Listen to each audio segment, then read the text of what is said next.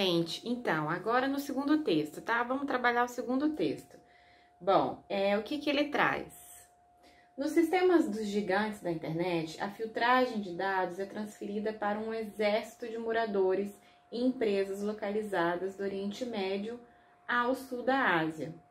Aqui ele diz que ele está afirmando, ele está explicando, na verdade, né? Falando de gigantes da internet. Vamos ver quem são esses gigantes, né?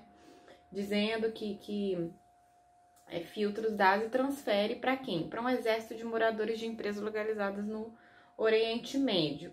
Tem esses gigantes um papel importante no controle daquilo que deve ser eliminado da rede social, a partir da sinalização dos usuários. Ou seja, esses gigantes, provavelmente empresas, né, que ele vai citar aqui ou não, são responsáveis por filtrar ou, na verdade, sugerir coisas relacionadas à rede de dados, né? Como a gente disse e já trabalhou no texto anterior.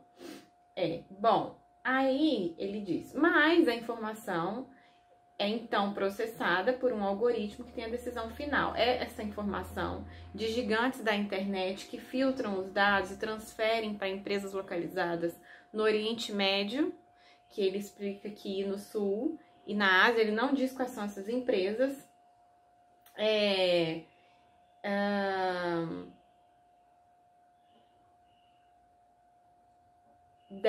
Diz que controla tudo aquilo que a gente vai usando, né, na internet, e elimina na rede social a partir da sinalização do que a gente, usuário, diz, né, para eles. Mas a informação é então processada por um algoritmo que tem a decisão final, certo? Os algoritmos são literais, ele explica. Isso significa o quê? Que, em poucas palavras, são uma opinião embrulhada em código. E concluindo, né, estamos caminhando para um estágio em que é a máquina que decide qual notícia deve ou não ser lida. Gente, nesse texto aqui ele também está criticando a rede social. Acho que ele está sendo até um pouco mais enfático e pragmático do que o texto anterior, que foi um pouco mais leve. Ele está dizendo que a máquina, ela realmente está decidindo tudo aquilo que a gente deve ler. Por exemplo, aí eu vou falar dos veículos de comunicação aqui, né? Que ele não citou aqui quais são esses gigantes da informação, quais são as empresas e do que ele está falando, mas ele diz que é notícia. Então aí a gente pode falar de alguns veículos de comunicação, por exemplo, o jornal que a gente assiste na TV, o que a gente costuma ler, né, um veículo de comunicação, Folha de São Paulo, ou o Estadão, ou o Globo. Normalmente ele tá filtrando também aquilo que você normalmente vai ler, né, e vai também dizer o que você deve ler ou não.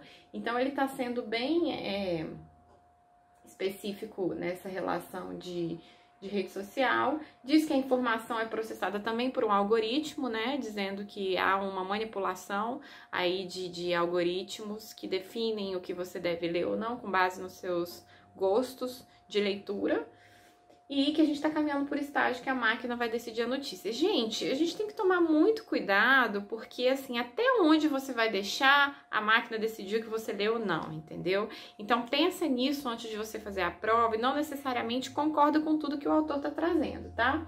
O autor do texto é o Pepe Escobar e o nome do texto é A Silenciosa Ditadura do Algoritmo. Então, ele diz aqui que está sendo realmente uma ditadura, né? Um exército que está cerceando a sua forma de pensar. Isso é perigoso, né? Será que isso é positivo, é negativo?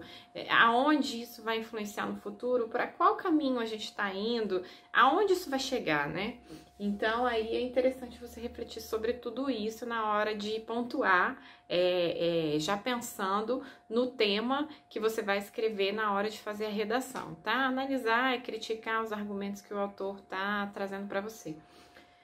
Esse foi o segundo texto, tá, gente? Eu vou para o terceiro texto. Na verdade, ele traz 4 textos, tá? O terceiro texto chama-se Utilização da Internet. Foi um gráfico.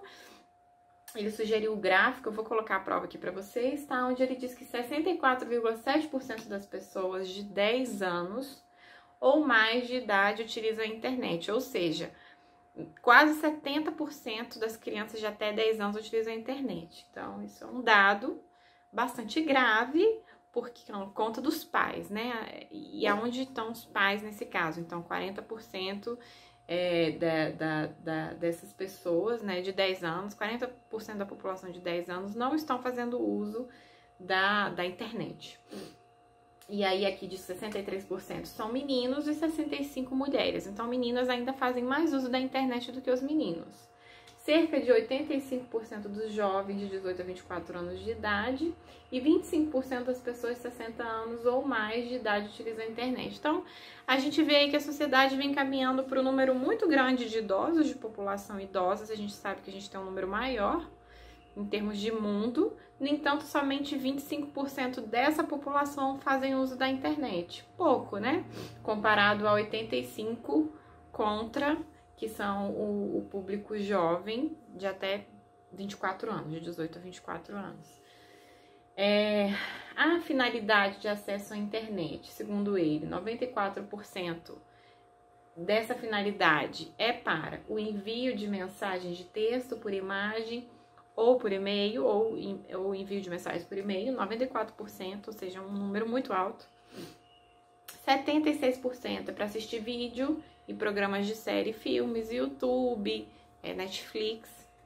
E 73% para conversa de chamada de voz. Normalmente quando a gente vai ligar para alguém por WhatsApp, ou por Telegram, ou por algum outro aplicativo do Google, que a gente vai falar com alguém, 70%. É um número alto, né, gente? Que a gente vê aí comparado ao que ele diz aqui, que é o número de jovens, né, de 18 a 24 anos. Então, adulto também. E 69% somente envia ou recebe mensagens por e-mail, que é o correio eletrônico tradicional, né? Então, o nome, ele traz um quadrinho com todos esses dados e o nome desse quadrinho foi, a fonte se chama Internet no Brasil em 2016, do IBGE. Então, aí são dados factuais com relação ao que hoje a internet vem representando e ao público que vem fazendo uso dessa ferramenta, né? Então, aí também mais informação para o seu texto argumentativo, dissertativo que você vai escrever. Gente, essa redação vocês vão arrasar, eu tenho certeza. Vocês estão entendendo tudo? Se alguém tiver alguma dúvida, por favor, pergunta, tá? No texto 4, o último texto. Eu vou ler aqui bem devagar pra gente tentar trabalhar o verbo e entender com calma, tá? O que o autor tá pedindo. Mudanças sutis nas informações as quais objeto direto, tá, gente? Somos expostos, podem transformar nosso comportamento. As redes, aqui, aí o podem, né? O que pode transformar esse comportamento? As mudanças sutis que a sociedade aos quais nós, seres humanos, somos expostos, transformam nosso comportamento. Essas mudanças acontecem. As redes têm selecionado as notícias sob títulos chamativos como trending topics ou critérios como relevância. Mas nós, principalmente, não sabemos como tudo isso é filtrado. Ou seja, por conta disso, ele deu um nome, né? Ele especificou que esse trending topics são tipo tópicos criados pelas redes, né? Que eles consideram como relevantes. E a gente desconhece, né? Quanto mais informação relevante tivermos nas pontas dos dedos, melhor equipados estamos para tomar decisões. De fato, foi aquilo que a gente falou, né, gente? Se você tiver consciência daquilo que você gosta de ouvir, minha banda favorita é Legião Urbana e eu gosto de ouvir tais músicas X, mas o Spotify tá sempre me levando pro rock internacional. Gente, mas eu gosto tanto de rock nacional, Paralamas do Sucesso, né? Então, assim, você tem que também observar isso, né?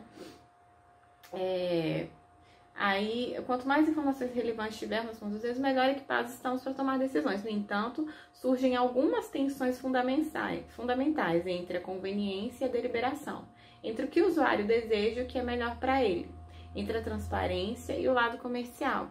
De fato, né, gente? Há essas duas questões. Não é só o indivíduo, tem também o mercado. Então, a gente tem que avaliar até onde realmente o que o mercado de música, por exemplo, está me sugerindo ouvir, se isso é bom para mim ou não. Quanto mais os sistemas souberem sobre você, quem vai saber sobre mim são os sistemas, no caso que ele trouxe lá no início do primeiro parágrafo, falando das redes, né? E agora ele está falando das redes como sistema. Souber sobre você em comparação ao que você sabe sobre eles, há mais risco de suas escolhas se tornarem apenas uma série de reações a cutucadas invisíveis. Foi o que a gente falou, né, no início. Então, assim, cutucadas invisíveis significa não aprofundamento daquilo que de fato você está querendo ouvir, né, ou que você está querendo, que você realmente gosta. Então, o que está em jogo não é tanta questão homem versus máquinas, mas sim a disputa decisão informada versus obediência influenciada.